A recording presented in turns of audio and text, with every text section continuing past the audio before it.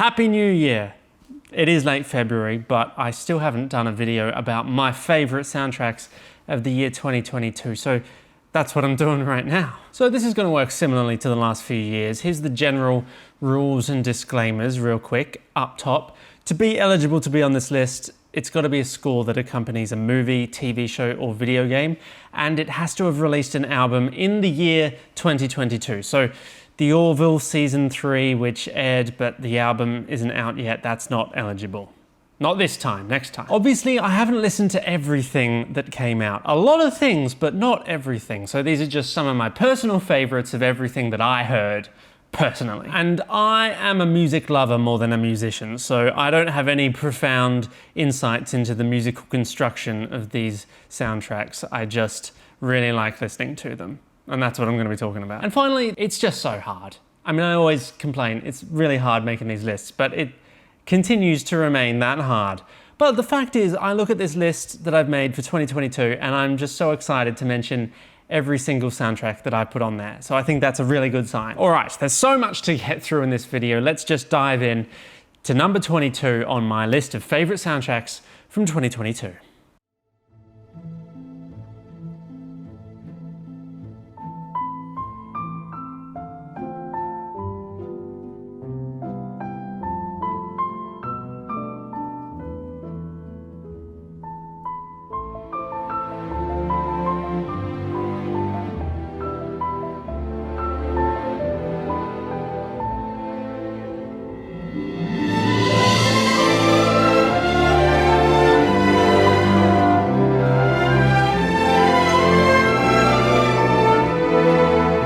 And nostalgic. This one reminds me a bit of the quieter John Williams scores, a bit like The Fabelmans actually, with a gentle touch and an earworm of a theme. But that's not to say it doesn't absolutely swell with grandiosity here and there. It's just a really sweet, soft, pretty, wondrous and magical score. Not to spoil what's coming up soon, but I think this is actually so different to everything else that's on my list this year, so it's nice that it's here. And Philippe Rombi is an awesome composer. For several years I had the main theme from his 2012 score, Dans la Maison, if that's how you pronounce it, as the ringtone on my phone, and I never wanted to answer it because it just sounded so good.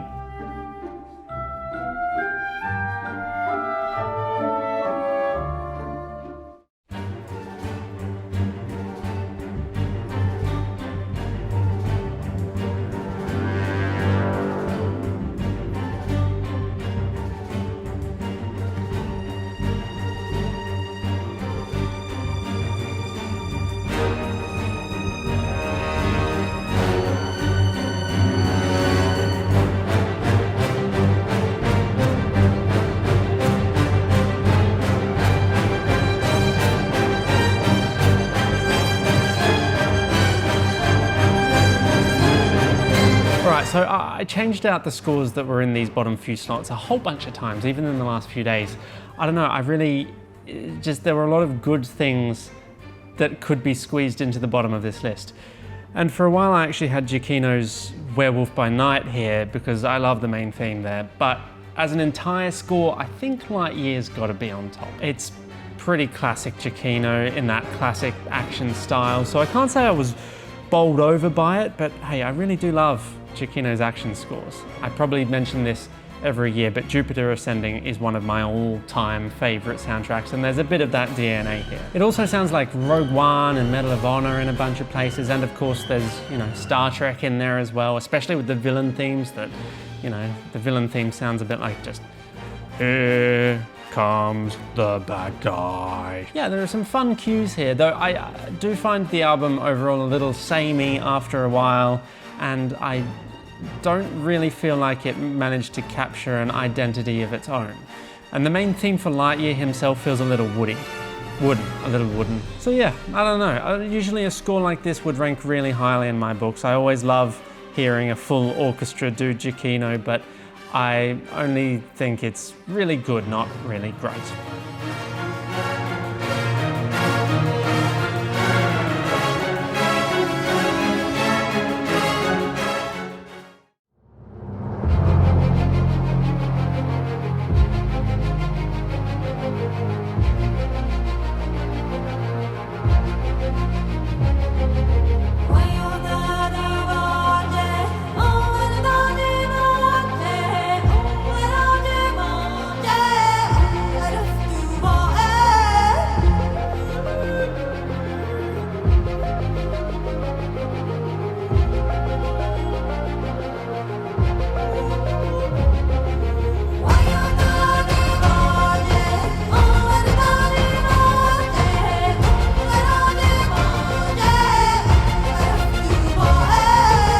This is an awesome little video game score. Rich sounding instruments doing some pretty lush, spacey stuff. It's hard not to think of some of this as outtakes from Star Citizen, which Pedro Macedo Camacho has been working on for years, and I hope we finally get an official release for soon. But hey, chorus is really, really good. And the main theme you just heard with the pounding drums and the vocal filled with character, that's awesome. I wish that main theme was used a little bit more throughout the whole album, but hey, that's such a minor nitpick.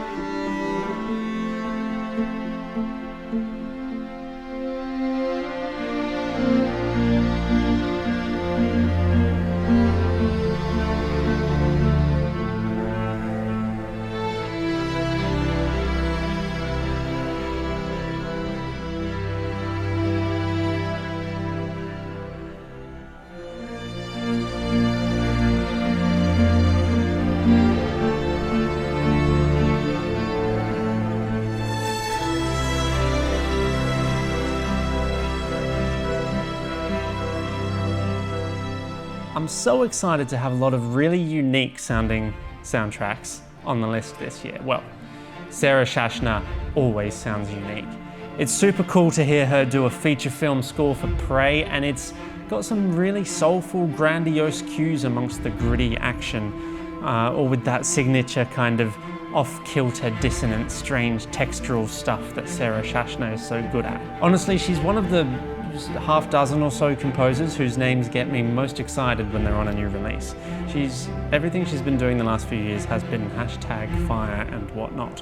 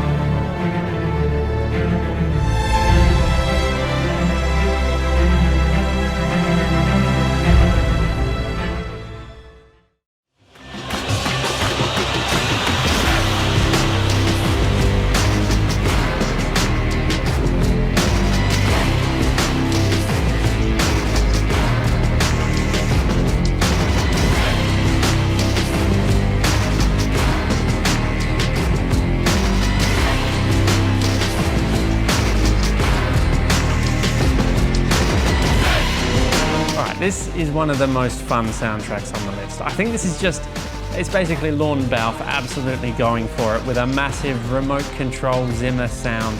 It's so loud and really punchy and kind of a guilty pleasure that I keep returning to when I need a big sonic boost. It's really very loud. I mean, there's a lot of music here where it doesn't really have a choir so much as an entire stadium grandstand full of people chanting. It's a good time.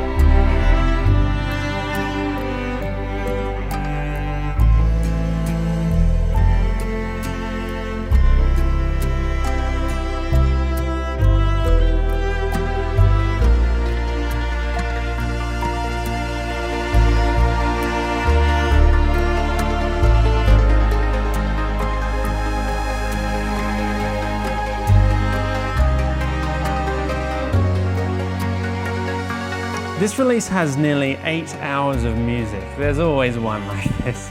So it makes sense that it's by a whole team of composers. And look, I'll admit I haven't listened to, the entire thing. I've listened to probably the first half a couple of times and a handful of favourite tracks many times. Horizon Forbidden West continues the trend from the previous game of gorgeous atmospheric music and synthy textures interwoven with gorgeous breathy flutes and other naturalistic instruments. Gorgeous, beautiful stuff.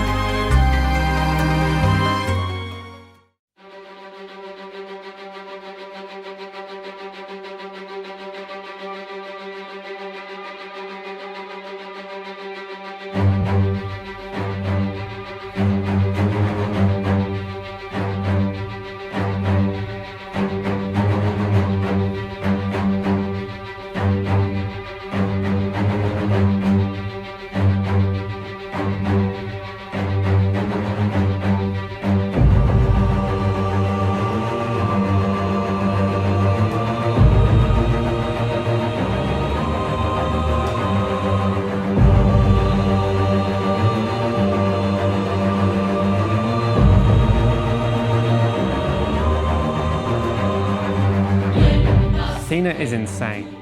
I didn't love the movie, but it's well worth a watch. The first 20 minutes is just like technically insane filmmaking.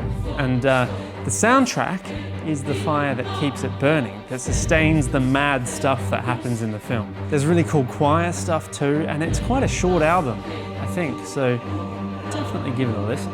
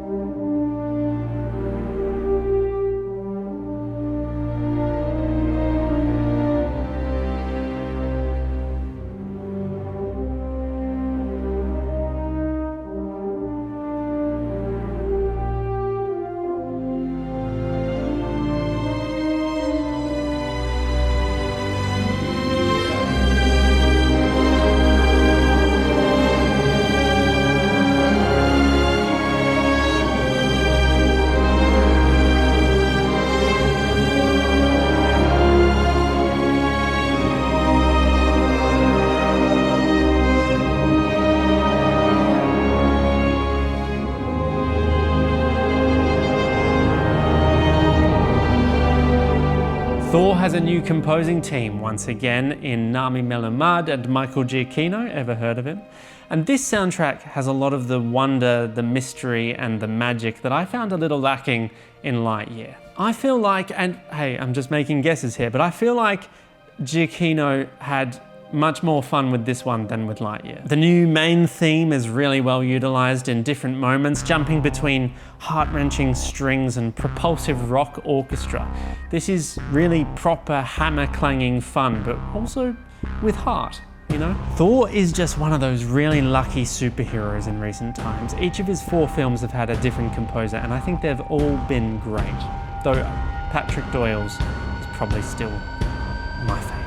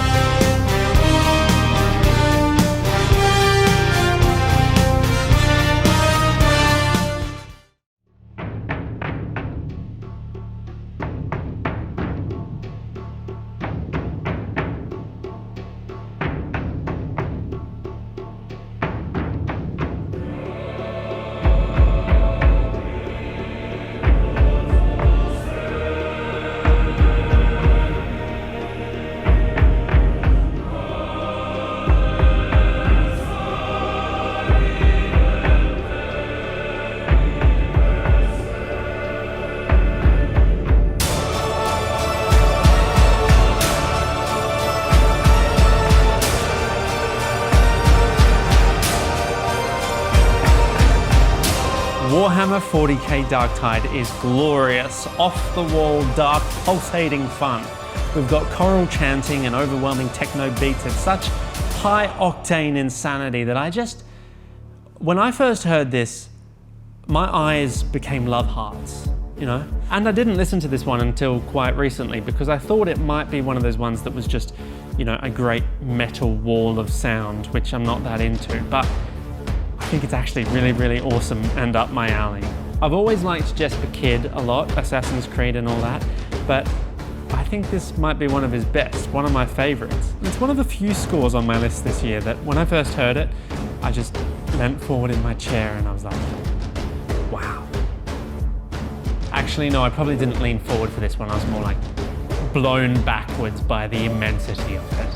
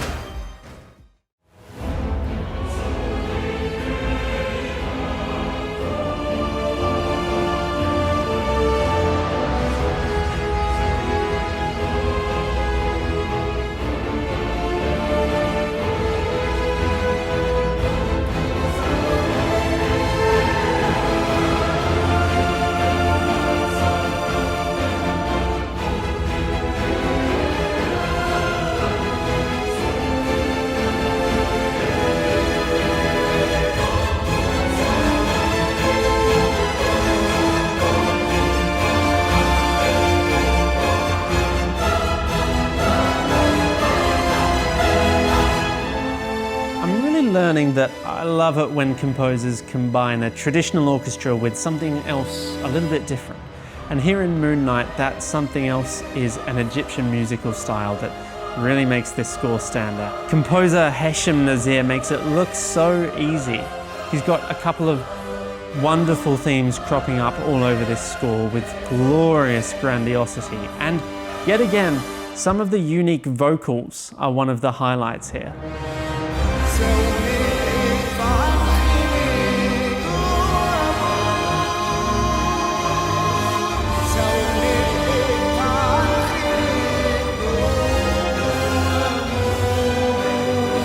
Yeah, Moon Knight is a really good time. But would you believe it? There are 12 more scores from 2022 that I like even better than this one. So let's get to it.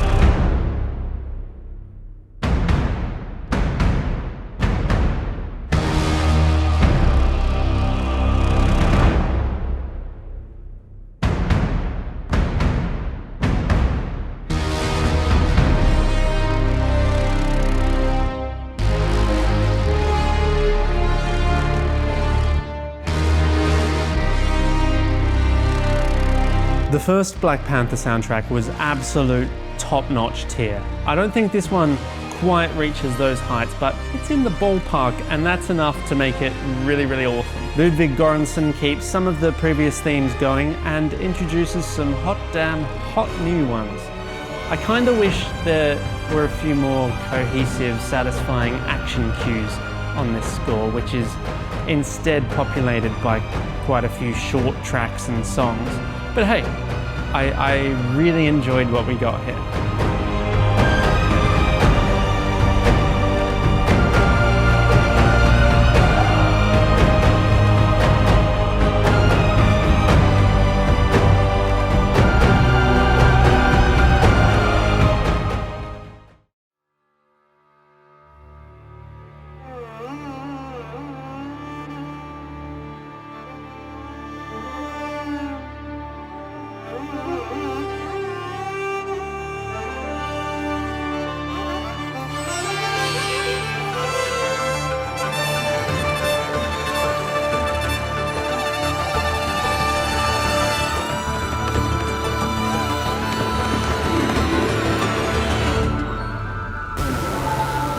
honest, this one was not on my radar before it came out, but I absolutely love it. Some of the best superhero music of 2022 for sure. It's big orchestral fun with some like modern beats and a bunch of South Asian flavor. Ms. Marvel has some of my favorite surprising creative orchestration on today's list, which is saying something, having already heard Prey and Warhammer Darktide and Moon Knight. The Disney Marvel shows are really lucky to have scores as lively and entertaining as these. Basically, I really like the main theme, and the action writing is very far from the usual stuff that you hear all the time. There's some really cool flute stuff here and there as well. Yeah, I can't wait to hear what Laura Cartman does next. And remember that this is one of those ones that there are 2 albums out there with Disney doing their, multiple volume release thing.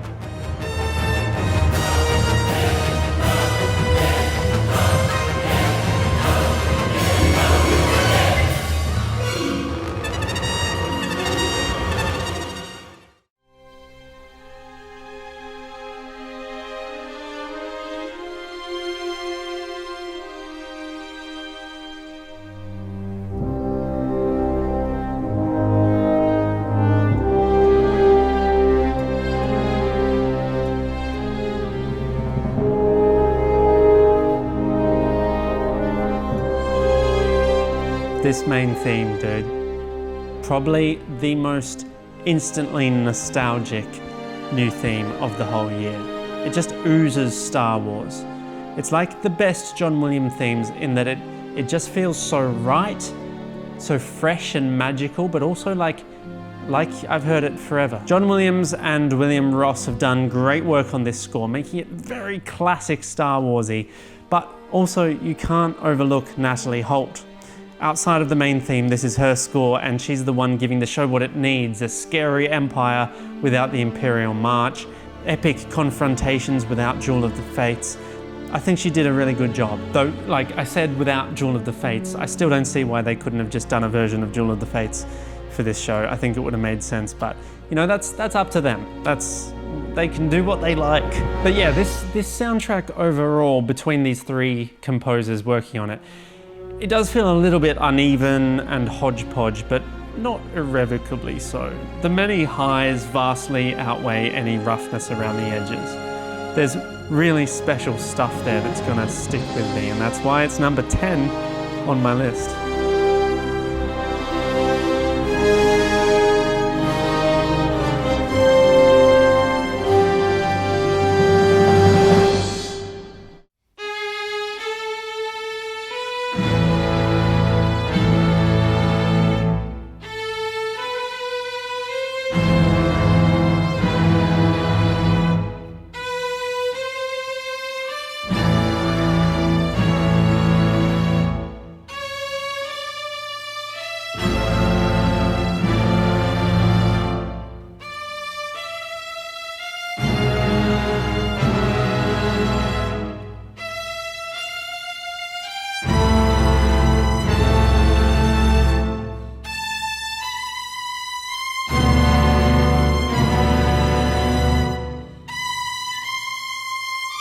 This was a pretty late addition to my list. I had to kick something else off to squeeze this in, but I have no doubt that this was the right thing to do. Interview with the Vampire is a superb soundtrack. It's sophisticated, moody, deep and hearty like wine and steak. There's some pretty dark, intimidating stuff there. This is probably the scariest score on the list this year, and perhaps also the most classy. I haven't seen any of the show yet, but I'm very much looking forward to it after listening to this soundtrack.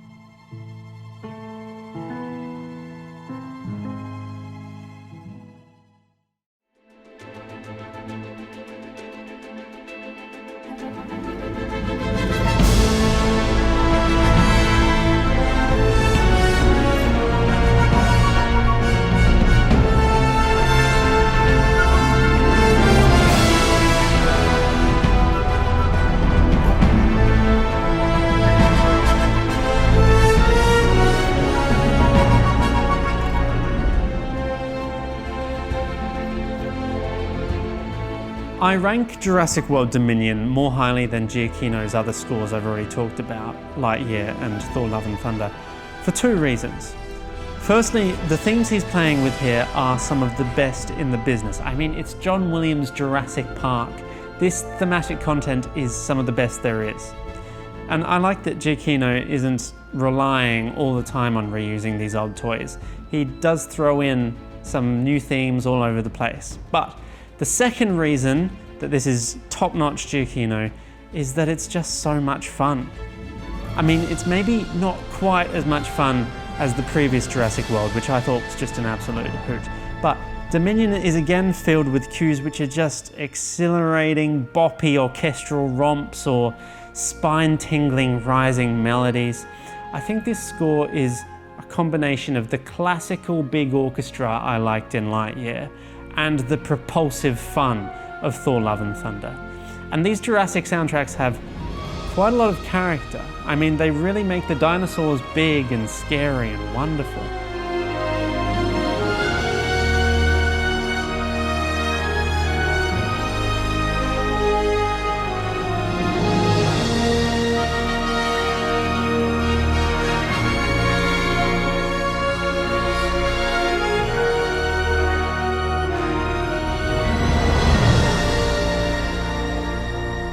And I mean, again, it sounds, a little bit like Giacchino's 2015 masterpiece, Jupiter Ascending. So yeah, it's pretty high on my list, but not as high as...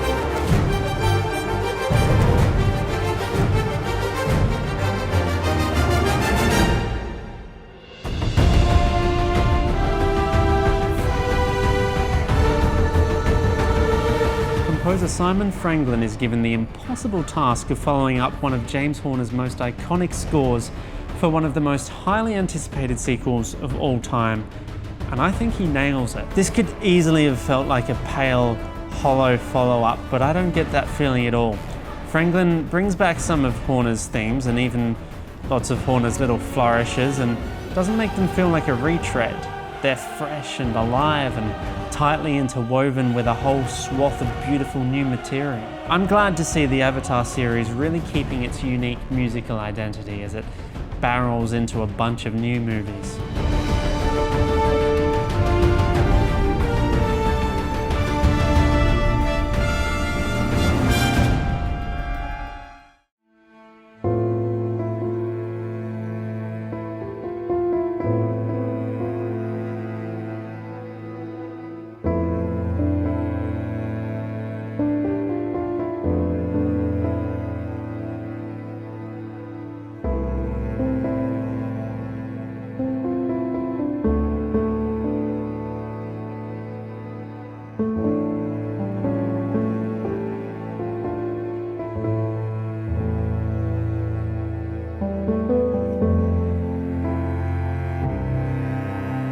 I can remember my excitement when I first heard this piece and I knew that I was going to love this soundtrack. Game of Thrones was always good, but I probably connected to the music of House of the Dragon even more. Djawadi has definitely leaned into his incredible capacity for these understated, spine-chilling, string and piano, specific set-piece inspired cues. There's a lot of lovely delicacy and vulnerability here, along with the respect for recurring themes that Djawadi always maintains. Like a lot of George R.R. Martin stories, as far as I can tell, this is basically another tragedy more than anything, and the music really captures the horrible tragedy really beautifully.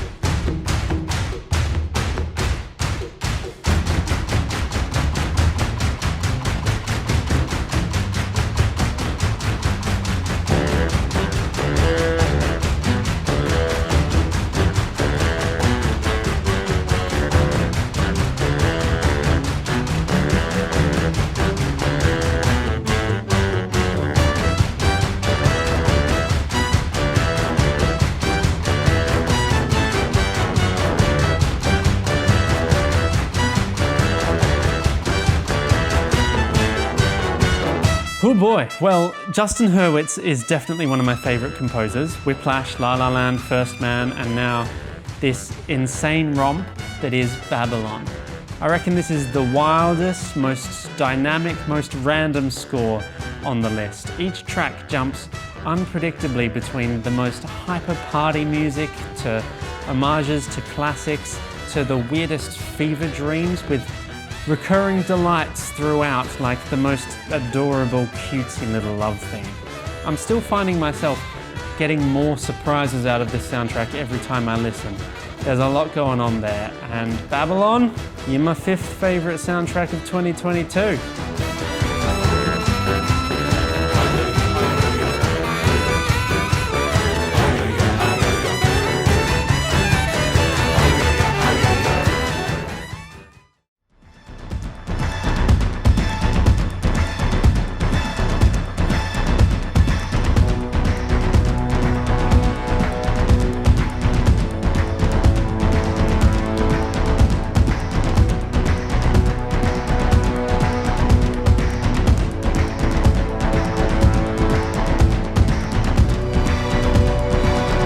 Olivier Derivière, I'm getting French workout today, delivers pretty much non-stop, heart-racing action with his signature blend of synth and orchestra.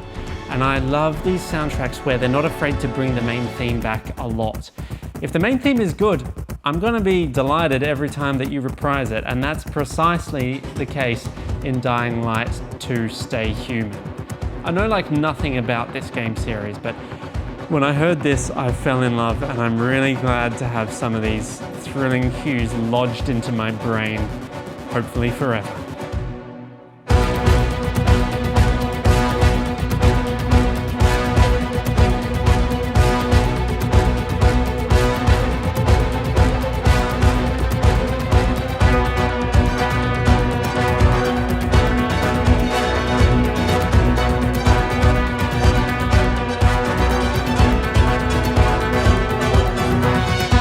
Well, that brings us to the top 3, the best of the best. Here we go.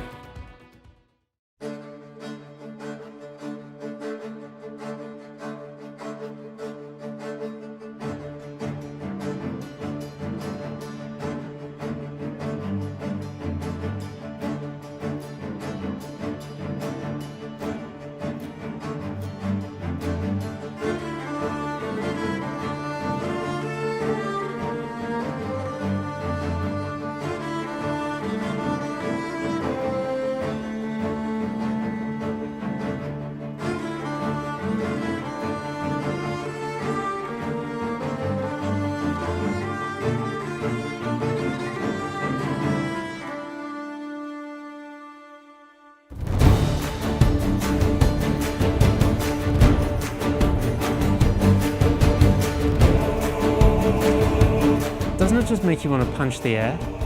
I loved Bear McCreary's first God of War soundtrack so much, and this is just a perfect continuation. It's got that same magical, mysterious wonder on a massive, huge orchestra, enormous choir scale. While it maintains some themes from the previous game, it doesn't rely on them. There's heaps of new stuff, and it's got new life and new, different energy. A spring in its step, but at the same time, it feels like a new story that's definitely within the same universe.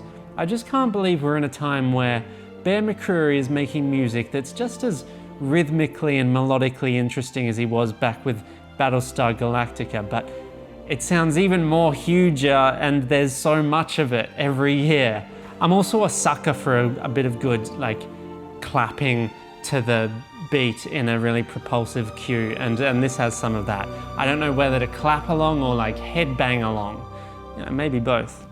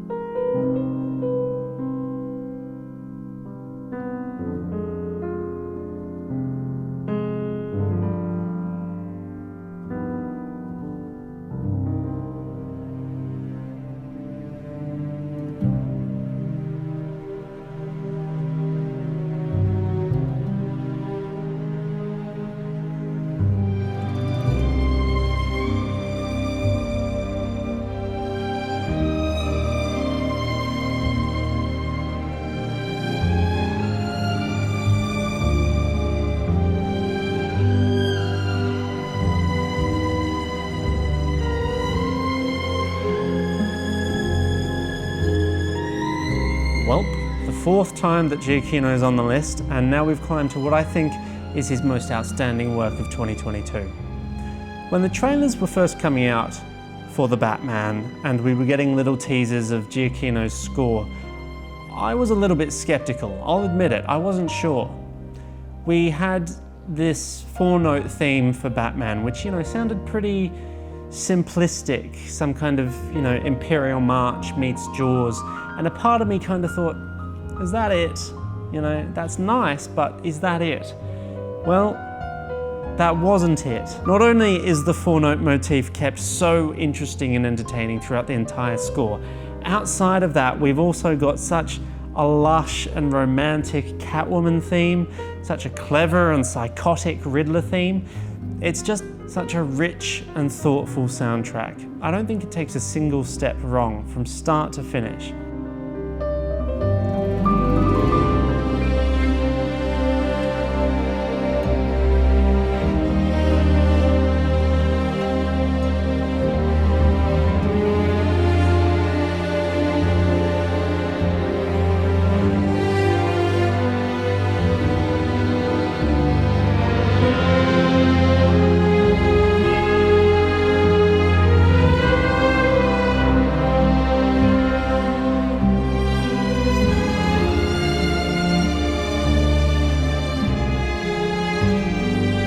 Well, so if The Batman was pretty much perfect in my eyes and it was at number 2, then number 1 will have to be better than perfect. Well, it absolutely is. It's never been easier to pick a number 1 soundtrack for the year. There was absolutely no doubt in my mind. Let's do it.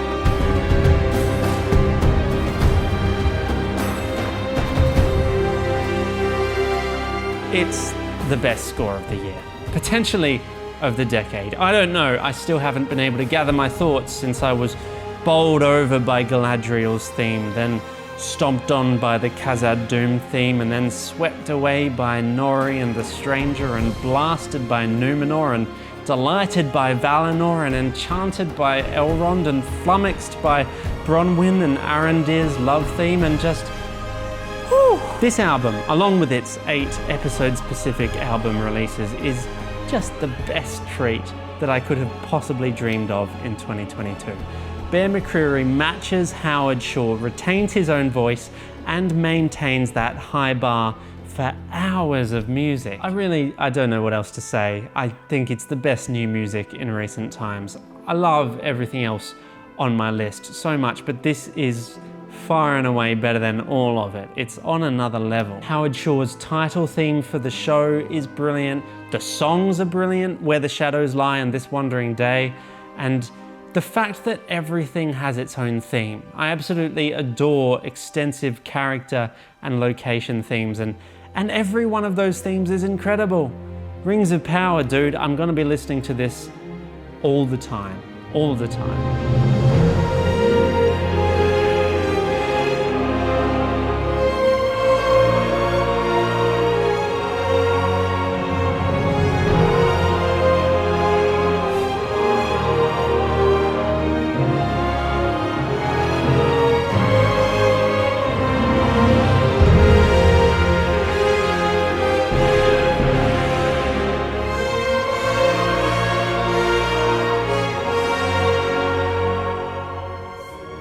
Well, that's it. We've reached the end. Bear McCreary dominating the top of my lists this year and last year. He even had more other great scores in 2022 that I just couldn't find space for on my list, like The Witcher, Blood Origin, Paws of Fury. I think there might have been a new season of Outlander. The dude's a machine. Though I'm still saying the name Giacchino Moore. He was on the list 4 times, and I didn't even include Werewolf by Night, which is really good as well. So some of these composers are ridiculous. Also, there's like Daniel Pemberton had like 7 new scores in 2022, and I love his music so much. And I didn't include any of those, which I feel bad about because they're good, but it's hard to fit them in sometimes. But the fact is, I feel really good about everything that I put on the list. I think it's all awesome and they're genuine favorites of mine.